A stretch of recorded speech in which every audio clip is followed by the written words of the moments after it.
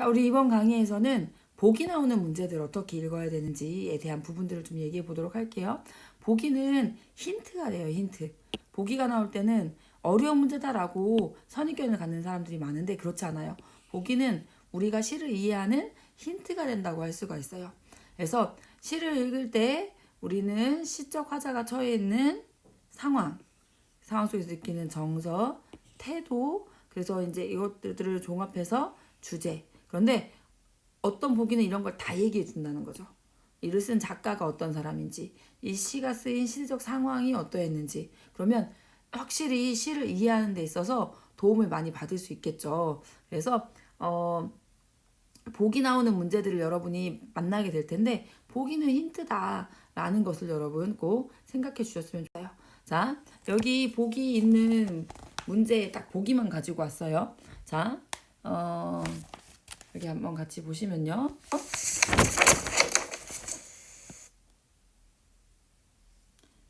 자, 여기 보시면 윤동주는 이상을 지향하는 자아, 그러니까 작가에 대한 설명을 여기서 해주고 있죠. 자, 윤동주는 이상을 지향하는 자아와 이를 실천하지 못하는 현실적 자아의 충돌로 인해 나타나는 고뇌를 담은 작품을 다수 창작하였다. 그러니까 우리가 작품 미리 보지 않아도 작가가 이런 작품을 많이 창작한다는 걸 보면서 아마 이런 내용이겠다. 이상과 그것의 실천의 어떤 괴리로 인한 그런 고뇌를 담은 작품이겠다라고 여러분이 작가의 창작 경향을 여기서 얘기해 주니까 그 시에 드러날 정서, 태도를 짐작을 해볼 수 있는 거죠. 그는 절대적 가치를 추구하는 윤리적인 삶을 꿈꾸지만 현실에서 이를 완전하게 실현하지 못하는 자신을 성찰하는 과정에서 부끄러움을 드러낸다.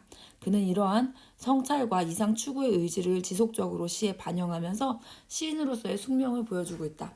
아마 나올 작품은 윤동주 작품의 시일 거예요. 그렇죠? 자, 그리고 작가가 추구하는 이상적 세계는 어떤 세계라는 거 알 수 있어요? 여기 보면 여기 나와요. 절대적 가치를 추구하는 윤리적인 삶을 이 사람은 꿈꾸는 내용이 나올 거예요. 가치를 추구하는 윤리적 세계. 작가는 현실에서 어떤 감정과 태도를 드러내게 된다고 합니까? 자, 이상을 실현하지 못해서 자신을 성찰하며 뭘 느껴요? 부끄러움을 드러낸다. 계속적으로 성찰하고 이상을 추구하는 작가로서의 삶을 살려는 뭐 그런 모습을 다짐하는 게 시에 나타나겠다. 그러니까 시의 내용을 미리 이거는 진짜 완전 얘기해 주는 거라고 할 수가 있어요. 요거 보고 가면 이거는 시의 내용 이해하는 데 있어서 아주 좋은 힌트가 되는 거겠죠. 자, 또 다른 보기 한번 볼게요. 작가의 삶에 대한 이해는 작품 감상의 폭을 넓혀준다. 가는 승려인 작가가 죽은 누이를 추모하기 위한 작품이다. 그러니까 그 시의 내용은 죽은 누이 추모하는 내용이겠네요. 그렇죠? 자, 나는 고려 왕조가 몰락하자 모친 봉양을 핑계로 고향에 은거한 작가가 고려의 도읍지였던 개성을 찾아 느끼는 감회를 읊고 있는 작품이다. 자, 고려 왕조 몰락에 대한 그러면서 그 옛날을 뭐 그리워한다든지 뭐 이런 내용이겠다라고 생각을 할 수 있는 거죠.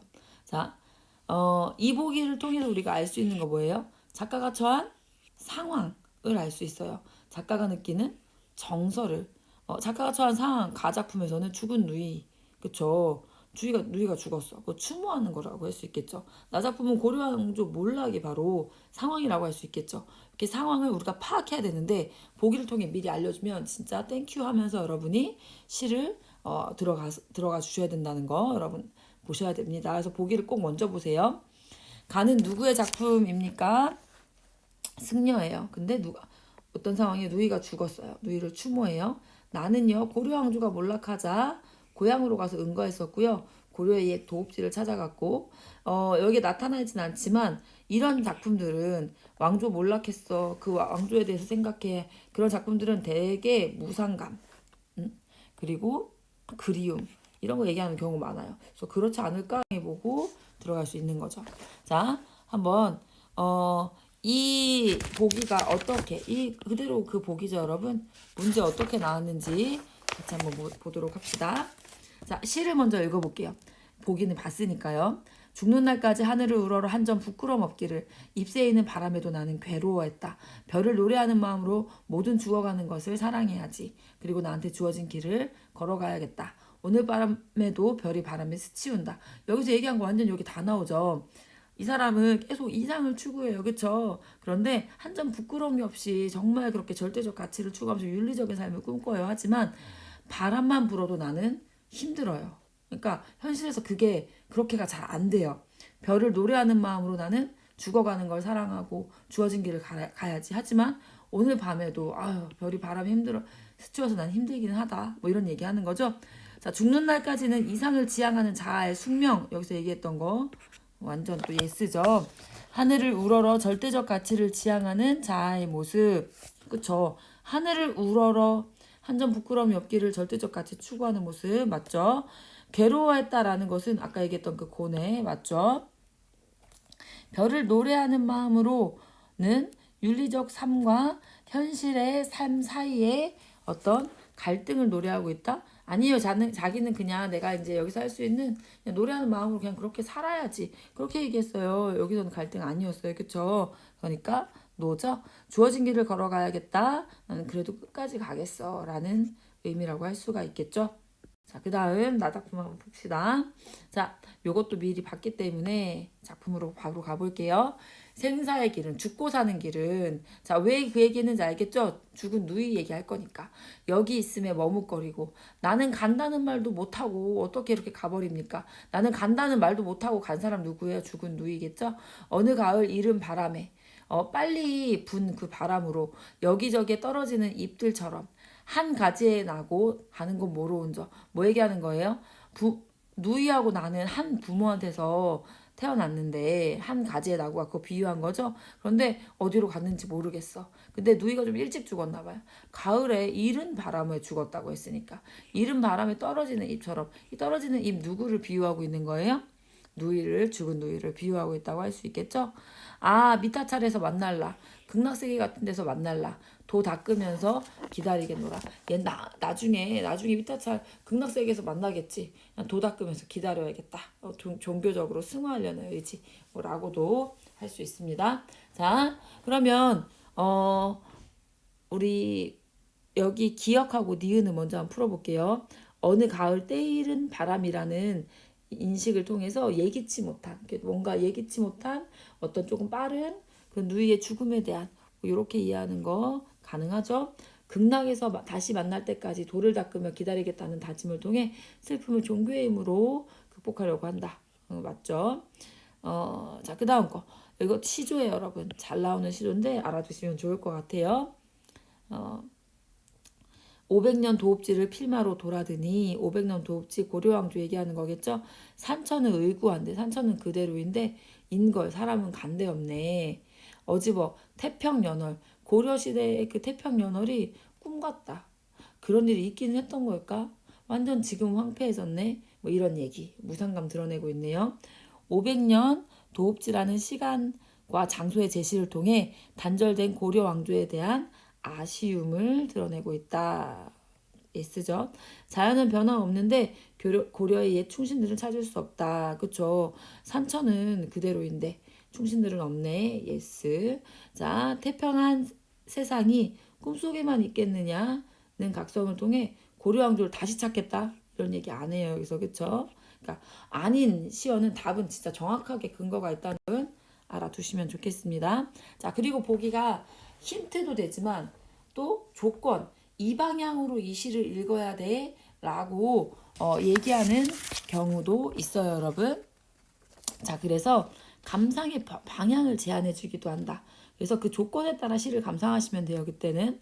그래서 여러분 정리해보면 뭐예요? 보기는 힌트를 줄 때도 있지만 조건 제시일 때도 있다.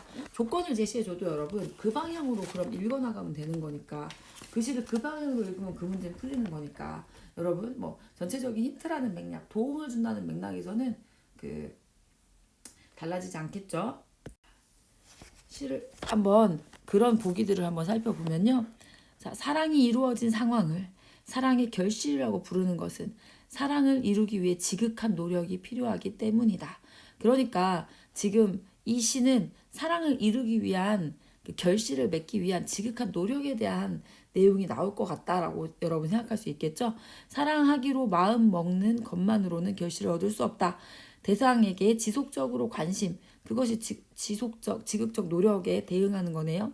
대상을 빼앗으려고 하는 위협, 그 가운데서도 맞서야 된다는 거죠. 연인은 물론 다른 대상을 향한 사랑도 마찬가지다. 자, 그러면 감상 방향의 핵심 포인트를 여기 지금 요 부분 가지고 정리를 한번 해보면요. 자, 보기를 참고해서 감상해야 하는 시에는 화자가 사랑하는 대상. 자, 이 시를 지금 이 시 보기가 있고 이제 문제가 있겠죠. 거기에는 사랑하는 대상 나올 것 같아요. 그런데 사랑의 결실을 얻는 일이 어렵다는 얘기할 것 같아요. 왜냐하면 빼앗으려거나 위협하는 것들이 나올 거거든요. 자, 읽으면서 사랑의 대상이 누구인가? 결실을 위협하는 대상은 누구인가? 그래서 주어진 시적 상황에서 화자가 느끼는 정서 태도를 파악하는 것. 자, 요런 보기 나왔을 때 해야 하겠죠. 자, 또 다른 우리 보기들 한번 볼게요. 여기는 갈래 설명하거든요. 자, 조선 후기에 책을 대여하고 값을 받는 새책업자는 춘향전을 가와 같은 새책본 소설로 유흥적 노래를 지은 잡가의 담당층인 춘향전의 대목을 나와 같은 잡가라는 갈래가 나올 것 같아요. 그리고 제작했다. 새책업자는 과장되고 재치 있는 표현을 활용하여 흥미를 높이거나 특정 부분의 분량을 늘려서 이유는 얻으려 했다. 이 작가의 담당층은 단시간에 전달하기 위해서 상황을 집약해서 설명하고 인물의 감정을 드러내는 가사를 반복을 해서 성중의 공감을 끌어냈다. 연속되지 않은 장면들을 엮어 노래를 구성할 때에는 작품 속 화자의 역할이 바뀌기도 했다. 자, 이 내용 이렇게 정리 한번 해봅시다. 고전시가 아마 이제 뭐가 나올 거야? 잡가가 나올 것 같아요. 단시간에 전달하기 위해서 상황을 집약해서 설명한 부분이 있을 거예요. 감정이 반복적으로 드러난 부분이 있을 거예요. 작품 속 화자 역할이 바뀌는 부분이 있을 거예요. 그래서 했다라고 여러분이 판단하시고 작품으로 가주시면 됩니다. 자, 신석종의 꽃덤불이라는 작품 나왔어요. 그쵸? 태양을 의논하는 거룩한 이야기는 항상 태양을 등진 곳에서만 비롯하였다. 달빛 흡사 비오듯 쏟아지는 밤에도 우리는 헐어진 성터를 헤매면서 언제 참으로 그 언제 우리 하늘에 오롯한 태양을 모시겠느냐고 가슴 쥐어뜯으며 이야기하며 가슴을 쥐어뜯지 않느냐. 그러는 동안에 영영 잃어버린 것도 있다. 그런 동안에 멀리 떠나버린 것도 있다. 뭔가 사랑의 결실을 위해서 그쵸? 위협이 있었던 것 같아요. 그러면서 잃어버린 대상도 있는 것 같아요. 이런 식으로 여러분 읽어주시라는 거예요. 그러면서 36해가 지났다. 이거 사실 일제강점기 얘기하는 거거든요. 일제강점기에 진짜 잃어버린 사람들도 있다. 그래서 그 오롯한 태양, 그 나라를 되찾고 싶은 마음 이런 거 얘기하는 거예요. 다시 우러러보는 이 하늘에 겨울밤 달이 아직도 차거니 아직도 힘든 상황인가 봐요. 오는 봄엔 분수처럼 쏟아지는 태양을 안고 그 어느 언덕 꽃덤불에 아늑해 안겨보리라. 사랑의 결실을 기대하는 모습 작품을 한번 보시면 이라고 할 수가 있을 것 같아요. 다시로 와볼게요. 사랑한다는 것은 열매가 맺지 않은 과목은 뿌리째 뽑고 그 뿌리를 썩힌 흙 속의 해충은 모조리 잡고 이거 위협을 제거하는 거네요. 그쵸? 사랑의 결실을 맺기 위해서 자, 뭐 이런 노력들을 해줘야 된다. 그래서 새 묘목을 심기에 깊이 파헤쳐 내 두 손에 땀을 섞은 그 흙을 깨끗하게 실하는 거다. 아무리 모진 비바람 삼킨 어둠이어도 바위 속보다 어두운 밤이어도 세워 지키는 일이다. 결실을 맺기 위해서 노력하는 거 나오네요. 그쵸? 환한 그 새벽 햇살이 퍼질 때까지 그 햇살을 뚫고 마침내 새 과목이 샘물 같은 그런 빛 뿌리면서 솟을 때까지 지키는 일이다. 지켜보는 일이다. 사랑한다는 것은 자 이렇게 얘기했어요. 그쵸? 자, 그 사랑의 자 여기 아까 우리 했던 그거죠? 여러분 그러면 가에 대한 것인지 한번 판단을 한번 해보도록 할게요. 헐어진 성터를 헤매고 이야기를 나누는 것 관심을 잃지 않았다. 지속적인 노력하고 있는 거다. 보기하고 대응되죠. 몸과 마음을 팔아버린 것들이 있다라는 거 얘기했던 건 사랑하는 대상을 되찾기 위한 지속적인 노력 아니에요. 위협 가운데 떨어져 나가 버린 뭐 그런 사람들도 있다. 이런 얘기하는 거니까 뭐 지속적인 노력에 해당하는 부분이 아니잖아요. 그렇죠? 그러니까 여기 노라고 할 수 있겠네요. 자, 그다음에 어느 언덕 꽃덤불에 안기는 것. 이것은 노력을 통해 얻으려는 사랑의 결실 맞죠? 자, 결실 노래하고 있죠. 나에서 흙 속의 해충 제거하는 것은 위협에 맞서려는 노력. 예스죠. 밤을 새우는 것은 대상에 대한 관심을 지속하고 위협적인 상황으로부터 대상 지키려는 노력. 예스죠? 새 감옥이 솟는 것, 사랑의 결실이라는 거라고 할 수가 있겠죠? 그러니까 보기는 힌트, 또 힌트다. 보기를 통해서 도움을 받아라. 보기를 통해서 시의 내용을 예상하고 또 시의 내용을 파악해라. 라는 부분 여러분 기억하셨으면 좋겠습니다. 보기 내용 나오면 시 내용을 파악할 수 있게 도와주냐 하면서 반가워하셔야 돼요, 여러분. 감사합니다. 여기까지 하겠습니다.